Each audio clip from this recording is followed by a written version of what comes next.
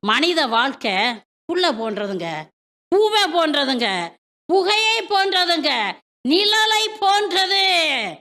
பிரியமானவர்களே, நீர்க்குமிழை போன்றது. நீர்க்குமிழ் பார்த்துருக்கிறீங்களா? ஆ. தண்ணீல அப்படியே கொப்பளம் கொப்பளமா வரும். அப்படி வரும், டப்புன்னு உடையும். வரும், டப்புன்னு உடையும். அப்படித்தானே? ஆமா. நம்ம வாழ்க்கை அப்படிப்பட்டது தாங்க. அப்படிப்பட்ட இந்த வாழ்க்கைக்கு நம்ம அலையிற அலைச்சல், நம்ம பேசுற பேச்சு, கழுத்தை இப்படி நீட்டி பேசுறது, இப்படி நீட்டி பேசுறது, ஆ, ஆ, அவளா தெரியாதாக்கும் லட்சணம். சொல்றோமா சொல்லலையா? சொல்றோம். என்ன ஒரு மேட்டிமை, என்ன ஒரு அகங்காரம். அப்படி சொல்லும்போது ஆண்டவர் என்ன சொல்லுவார் மேல இருந்து? உன்னை பத்தி எனக்கு தெரியாதா? நேத்து ராத்திரி எங்கே இருந்த? நான் பார்த்தேன்ல. சொல்லுவாரா சொல்ல மாட்டாரா? சொல்லுவாரு. சொல்லுவார். மேட்டுமையான பேச்சு, அகங்காரமான பேச்சு, பொறணி எல்லாத்தையும் பிடுங்கி ஏறிங்க.